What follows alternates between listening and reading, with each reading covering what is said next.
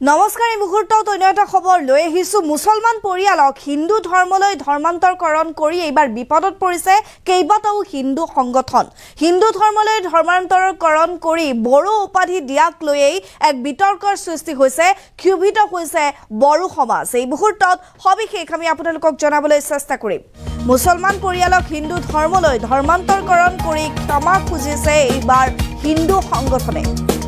কচুতলিৰ এটা মুছলমান পৰিয়ালক হিন্দু ধৰ্মলৈ ধৰ্মান্তৰকৰণ কৰি প্ৰদান কৰিছিল বড়ো উপাধি ডিমৰিয়াৰ বড়ো সমাজৰ ৰুখত পৰিছে কেইবাটাও হিন্দু সংগঠন আৰএছএছ বিশ্ব হিন্দু পৰিষদ বজৰং দলৰ নেতৃত্বত পৰিয়ালটো ধৰ্মান্তৰকৰণ হৈছে বিশ্ব হিন্দু পৰিষদৰ তৰফৰ পৰা ক্ষমা প্ৰাৰ্থনা বড়ো সমাজক ক্ষমা প্ৰাৰ্থনা খুজিছে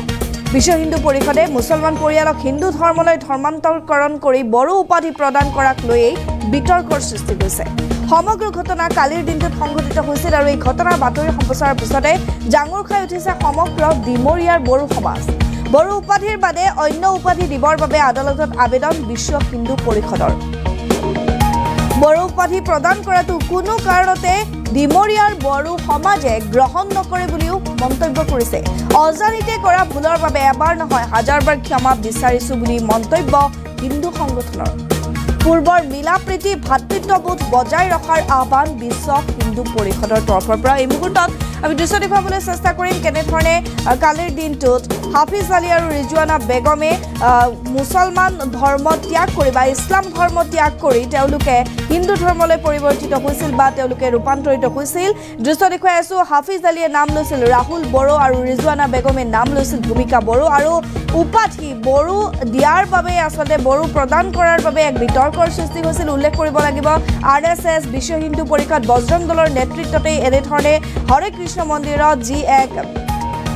হোম যজ্ঞৰ আয়োজন কৰা হৈছিল আৰু বড়ো উপাধি দিয়াৰ পিছতে ডিমৰিয়াৰ বড়ো সমাজ জাঙুৰ খাই উঠিছে কচুতলিৰ এটা মুছলমান পৰিয়ালে এনেধৰণে ধৰ্মান্তৰকৰণ হৈছিল যাৰ বাবে ডিমৰিয়া বড়ো সমাজৰ ৰুখত পৰিছে বিশ্ব হিন্দু পৰিষদ আৰএছএছ আৰু বজৰং দল আৰু তাৰ পিছতে তেওঁলোকে মন্তব্য কৰিছে বিশ্ব হিন্দু পৰিষদৰ তৰফৰ পৰা যে অজানিতে কৰা ভুল আৰু তাৰ বাবে আমি এবাৰ নহয় হাজাৰবাৰ ক্ষমা খুজিবলৈ ৰাজি আছো বুলিও তেওঁলোকে মন্তব্য কৰিছে এয়া দৃশ্য আমি দেখুৱাই আছো এয়া হৈছে ৰাহুল বড়ো আৰু ভূমিকা বড়ো তেওঁলোকৰ উপাধি বড়ো দিয়াৰ বাবে জাঙুৰ খাই উঠিছে ডিমৰিয়াৰ বড়ো সমাজ আৰু সমগ্ৰ ঘটনা কালিৰ দিনটোত সংঘটিত হৈছিল আৰু বাতৰি সম্প্ৰচাৰৰ পিছতে ক্ষুভিত হৈছে বড়ো সমাজ আমাৰ হাতত মন্তব্য আছে হিন্দু সংগঠনৰ মন্তব্য আছে বড়ো সমাজৰ মন্তব্য আছে আমি আগবঢ়াইছো হিন্দু কৰিছে হৈয়ে গ'ল হিন্দু ওপৰালৰ কথাত তাৰমানে এইটো তাত আমাৰ একো ক'বলগীয়া নাই কিন্তু এই বড়ো টাইটেল দিয়াটো আমি বড়ো ডিমৰা বড়োসকলে হজম কৰিব নোৱাৰে আৰু তাতে যিহেতু বজৰং আৰএছএছে কৰিছে তাতে মেধি পুৰকাষ্ঠ কিবা দত্ত এইবোৰ উপাধি দিশ তাত আমাৰ ক'বলৈ একো নাই কিন্তু এই বড়ো টাইটেল দিয়াটো আমি হজম কৰিব নোৱাৰোঁ তাৰমানে এইটো ক'বলগীয়া আমাৰ এফালে এফেকশন আছে আৰু এফালে কমফৰ্ট কৰিছে ৰাজনীতি পলিটিক্স ৰাজনীতি কি নহয় সব হৈ যায় তাত কোনো আমাৰ ক'বলৈ একো নাই বড়ো টাইটেল দি পেলাই ৰেকমেণ্ড দিব বিচাৰিছে তাৰমানে বড়ো টাইটেলটো হজম কৰিব নোৱাৰি কি আমি বেদাংগৰ পথাৰেহে আমি কৰোঁ আমাক কোনো সোধা পোছা কৰা নাই বেদাংগৰ পথাৰে হোৱা নাই বেদ পথাৰে হৈছে গতিকে আমি এইটোৱে বিচাৰোঁ কিবা দত্ত পুৰকাষ্ঠ বা মিধি এইবোৰ উপাধি দিয়ক মানুহজন হাফিজ আলীক একচুৱেলি হিন্দু কৰিছে হৈয়ে গ'ল হিন্দু ওপৰালৰ কথাত তাৰমানে এইটো তাত আমাৰ একো ক'বলগীয়া নাই কিন্তু এই বড়ো টাইটেল দিয়াটো আমি বড়ো ডিমৰা বড়োসকলে হজম কৰিব নোৱাৰে আৰু তাতে যিহেতু বজৰং আৰএছএছে কৰিছে তাতে মেধি পুৰকাষ্ঠ কিবা দত্ত এইবোৰ উপাধি দিশ তাত আমাৰ ক'বলৈ একো নাই কিন্তু এই বড়ো টাইটেল দিয়াটো আমি হজম কৰিব নোৱাৰোঁ তাৰমানে এইটো ক'বলগীয়া আমাৰ এফালে এফেকশন আছে আৰু এফালে কমফৰ্ট কৰিছে ৰাজনীতি যোৱাকালি আমি বিশ্ব হিন্দু পৰিষদ আৰএছএছ বজৰং দল সংঘ পৰিবাৰে আমি কচুতলি গাঁৱৰ এটা মুছলমান পৰিয়ালক হিন্দু ধৰ্মলৈ দীক্ষিত কৰিছিলোঁ যোৱা 23 অক্টোবৰত তেওঁলোকে আদালতত পৰা ল'ৰাজনৰ টাইটেলটো বড়ো টাইটেলৰ উপাধিটো ল'লে কাৰণ ল'ৰাজনৰ স্ত্ৰী আছিল আমাৰ ডিমৰিয়াৰে এজন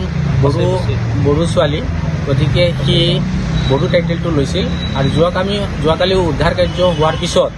মিডিয়াই এইটো বাতৰি প্ৰকাশ কৰিলে তেতিয়া বড়ো সমাজৰ কিছু স্থানীয় যুৱক আহি আমাৰ লগত মানে আলোচনা কৰিলে যে আমি কাক সুধি বড়ো টাইটেলটো দিলোঁ। গতিকে আপত্তি হোৱাৰ কাৰণে আমি তেওঁলোকক কৈছোঁ যে আমি যিহেতু বড়ো আমাৰ স্থানীয় বড়ো সমাজৰ মানুহে এইটো প্ৰতিবাদ কৰিছে, গতিকে আমি ল'ৰাটোৰ টাইটেলটো অন্য এটা টাইটেল দি দিম আৰু যিটো আজি আমি আদালতত এপ্লাই কৰিছোঁৱেই। আৰু যি বড়ো সমাজৰ লোকসকলে প্ৰতিবাদ কৰিছে তেওঁলোকে ক্ষমা বিচাৰিব কৈছে। গতিকে মই বিশ্ব হিন্দু পৰিষদৰ পৰা এবাৰ নহয় হাজাৰবাৰ বড়ো সমাজৰ ওচৰত ক্ষমা প্ৰাৰ্থনা কৰিছোঁ, যাতে আমাৰ ভিতৰত ভাতৃত্ববোধটো নষ্ট নহয়, শান্তি সম্প্ৰীতি বজাই থাকে। সেইকাৰণে মই আমাৰ সমাজৰ শান্তি সম্প্ৰীতিৰ কাৰণে বড়ো সমাজৰ ওচৰত মই এবাৰ নহয় হাজাৰবাৰ কৰজোৰে প্ৰাৰ্থনা কৰি ক্ষমা খুজিছোঁ, যাতে ইয়াত আৰু বিশৃংখলা সৃষ্টি নহয় আৰু তেওঁলোকে মোক ক্ষমা কৰি দিয়ে ইয়াতে যাতে বিতৰ্কটো শেষ হয়। সেইকাৰণে মই বড়ো সমাজৰ ওচৰত মই প্ৰাৰ্থনা জনাইছোঁ। আৰু ল'ৰাটোক কিন্তু আমি জোৰ জবৰদস্তি কৰা নাই যে বড়ো হেৰি লওক বুলি, তাক মই সুধিছিলোঁ, সুধে কৈছে মোৰ ফেমিলি যিটো বড়ো তেতিয়াহে বড়ো লওক, সেইকাৰণেহে তেখেতে এইটো কৰিছে বা আমি এইটো কোৱা নাছিলোঁ। যোৱাকালি আমি বিশ্ব হিন্দু পৰিষদ